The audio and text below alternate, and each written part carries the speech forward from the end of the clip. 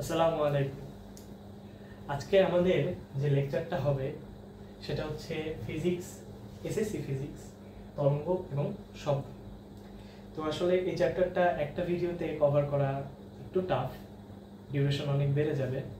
তো এই চ্যাপ্টারটা আমরা ট্রাই করবো যে একটা প্লেলিস্টের মাধ্যমে তোমাদেরকে সাজিয়ে গুছিয়ে দেওয়া। তো চ্যাপ্টারটা শুরুর যে টপিক, তোমরা যদি এসএসসি বইতে দেখো, সেই টপিকটা হচ্ছে সরল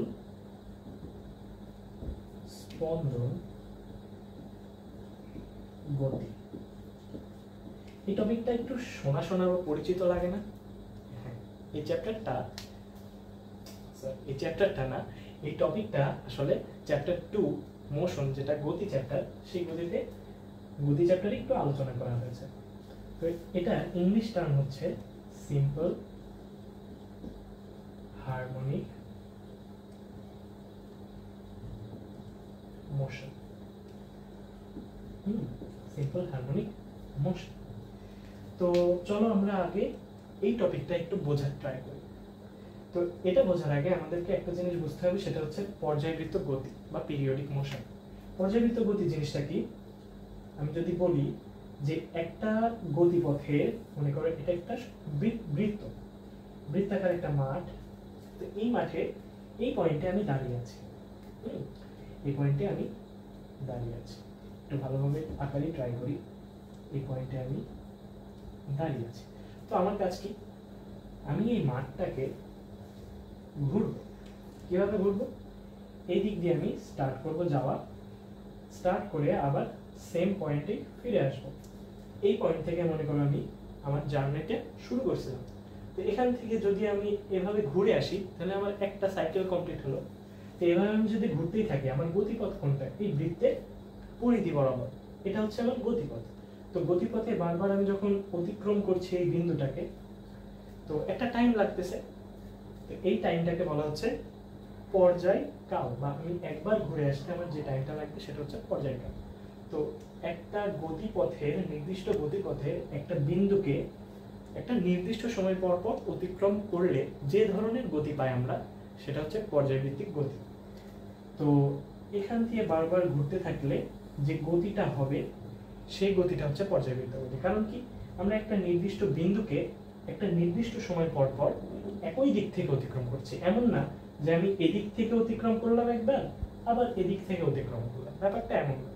একই দিক বরাবর আমি অতিক্রম করতেছি।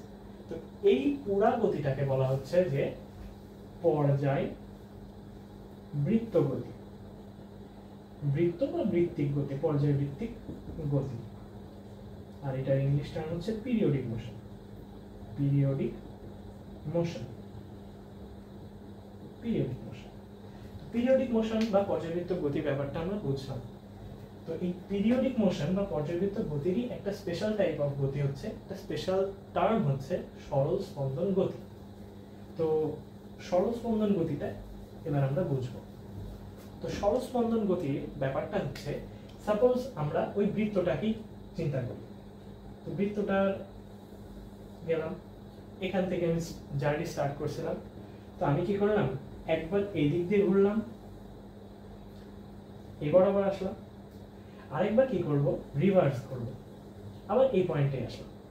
তো এই টোটাল একবার এই দিক দিয়ে গিয়ে এখানে আসতে, আবার এখান থেকে আবার এখানে আসতে আমার যে টোটাল টাইমটা লাগেছে, সেই টাইমটাকে বলতেছি আমরা পর্যায়কাল। তো গতিপথের যে টোটাল সময়টুকু লাগছে, সেটা আমরা যদি বড় হাতের টি দ্বারা ডিফাইন করি, এটাকে বলা হচ্ছে পর্যায়কাল। পর্যায়কাল, বা এটাকে বলা হচ্ছে টাইম পিরিয়ড। ওকে, টাইম পিরিয়ড। কারণ আমার এই গতিটা সম্পূর্ণ করতে আমার যে টাইমটুকু লাগছে, সেটাই আমার টাইম পিরিয়ড। তো আমি এই বিন্দুটাকে গতিপথের, আমার তো গতিপথ এই সার্কেলটা, তাই না? তো এই গতিপথের একটা নির্দিষ্ট বিন্দুকে একটি নির্দিষ্ট সময় পর পর একবার গতিপথের সময়, যে সময়টা লাগছে তার অর্ধেক সময় আমি গতিপথের একদিকে যাচ্ছি। দেখো, অর্ধেক সময় এই পর্যন্ত আসছি, এখানে যতটুকু টাইম লাগছে এখান থেকে ফিরে আসতে তার ডবল টাইম লাগবে। সো এই জন্যই বলা হচ্ছে গতিপথের অর্ধেক সময় গতিপথের একদিকে, আর বাকি অর্ধেক সময় গতিপথের বিপরীত দিকে। এইভাবে যদি আমরা কোনো গতি দেখতে পাই তাহলে সেটা হবে সরল স্পন্দন গতি বা সিম্পল হারমোনিক মোশন। তো এই ধরনের গতির উদাহরণ কি কি হইতে পারে? উদাহরণ হচ্ছে, এক নম্বর যে উদাহরণ সেটা আমরা হরহামেশাই দেখি সেটা হচ্ছে স্প্রিং।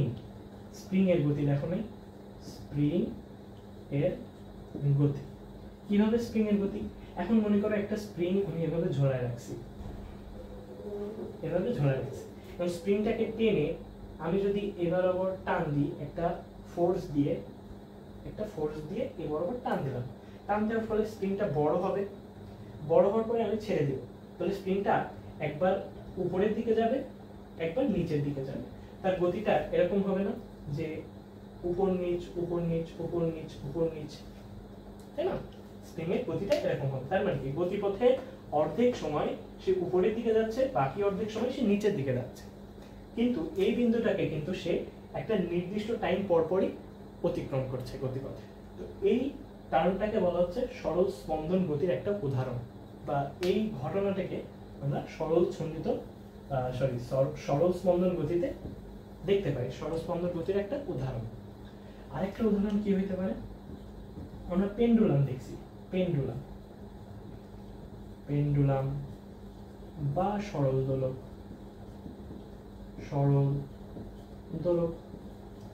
এর গতি, সরল দোলক এর গতি। সরল দোলকের গতি কিরকম হয়? পেন্ডুলাম সাধারণত এরকম একটা সুতা বা একটা দৈর্ঘ্য যে কোনো সুতা দিয়ে আটকায় রাখা হয়, এবং এখানে একটা ভর থাকে বা মাছ থাকে, গোলক থাকে সম্ভব সাধারণত। তো তার গতিপথের অর্ধেক সময় সেই দিকে যাবে, আর বাকি অর্ধেক সময় সেই দিকে যাবে। কিভাবে যাবে? আমি এখান থেকে যদি একটা সিম্পল একটা ছোটখাটো ফোর্স অ্যাপ্লাই করি, তাহলে প্রথমে সে এদিকে যাবে, গতিপথের অর্ধেক সময় এদিকে যাবে, বাকি অর্ধেক সময় ঘুরে এসে আবার এই বরাবর আসবে, সেখানে কিন্তু থেমে থাকবে না। এটা আমাদের স্টার্টিং পয়েন্ট ছিল। এই পয়েন্টটাকে যদি আমি গতিপথের একটা নির্দিষ্ট বিন্দু চিন্তা করি, তাহলে অর্ধেক সময় যাচ্ছে এইদিকে গতিপথের একদিকে, বাকি অর্ধেক সময় যাচ্ছে গতিপথের বিপরীত দিকে, সে এইভাবেই চলতেই থাকবে। তো এই বিন্দুটাকে সে কিন্তু বারবার অতিক্রম করছে। কিভাবে? অর্ধেক সময় একদিকে যাচ্ছে, বাকি অর্ধেক সময় আরেক দিকে যাচ্ছে। এটাকে বলা হচ্ছে সরল স্পন্দন গতি। ঠিক আছে? আর কি একটা উদাহরণ হতে পারে? আরেকটা উদাহরণ আমাদের বইতে দেওয়া আছে, সেটা হচ্ছে আমাদের হৃৎপিণ্ডের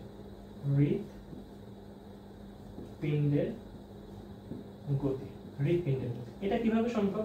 দেখো, আমাদের হৃৎপিণ্ডের কাজ কি? সংকোচন আর প্রসারণ করা, তাই না? তো হৃৎপিণ্ড যখন সংকোচন করতেছে আবার প্রসারিত হচ্ছে, মনে করো এই একটা বিন্দু, এই বিন্দুতে একবার সংকোচন করলো, প্রসারণ হলো, সংকোচন করলো, প্রসারণ হলো, তাহলে অর্ধেক সময় সংকুচিত হচ্ছে, বাকি অর্ধেক সময় প্রসারিত হচ্ছে। তাহলে তো আবার সেই লজিক খেটে গেল সরল স্পন্দন গতির, যে গতিপথের একটি নির্দিষ্ট বিন্দুকে অর্ধেক সময় অতিক্রম করবে একদিকে, বাকি অর্ধেক সময় আরেক দিকে অতিক্রম করবে। ঠিক আছে? তো এই ছিল সরল স্পন্দন গতির যে থিওরিটিক্যাল ব্যাখ্যা সেইগুলো। তো এরপরে আমাদের স্প্রিং এর গতি, তারপরে হচ্ছে সরল দোলকের গতি নিয়ে ডিটেলস কিছু ম্যাথমেটিক ক্যালকুলেশন আছে, ম্যাথমেটিক ইকুয়েশন আছে, সেগুলো নিয়ে আলোচনা করা হবে। Thank you so much.